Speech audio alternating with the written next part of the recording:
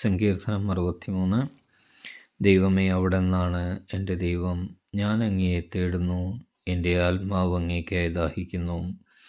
ഉണങ്ങി വരണ്ട ഭൂമി എന്ന പോലെ എൻ്റെ ശരീരം അങ്ങയെ കാണാതെ തളരുന്നു. അങ്ങയുടെ ശക്തിയും മഹത്വവും ദർശിക്കാൻ ഞാൻ വിശുദ്ധ മന്ദിരത്തിൽ വന്നു. അങ്ങയുടെ കാരുണ്യം ജീവനേക്കാൾ കാമ്യമാണ്. എൻ്റെ അധരങ്ങൾ അങ്ങയെ സ്തുതിക്കും. എൻ്റെ ജീവിതകാലം മുഴുവൻ ഞാൻ അങ്ങയെ പുകഴ്ത്തും. ഞാൻ കൈകളുയർത്തി അങ്ങയുടെ നാമം വിളിച്ചപേക്ഷിക്കും.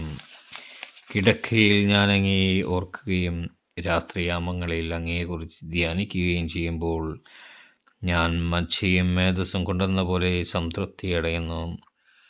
എൻ്റെ അധരങ്ങൾ അങ്ങേക്ക് ആനന്ദഗാനം ആലപിക്കും. അവിടുന്ന് എൻ്റെ സഹായമാണ്. അങ്ങയുടെ ചിറകിൻ കീഴിൽ ഞാൻ ആനന്ദിക്കും. എൻ്റെ ആത്മാവ് അങ്ങയോട് ഒട്ടിച്ചേർന്നിരിക്കുന്നു. അങ്ങയുടെ വലത്തുകൈ എന്നെ താങ്ങി നിർത്തുന്നു. എൻ്റെ ജീവൻ നശിപ്പിക്കാൻ നോക്കുന്നവർ ഭൂമിയുടെ അഗാധഗർത്തങ്ങളിൽ പതിക്കും.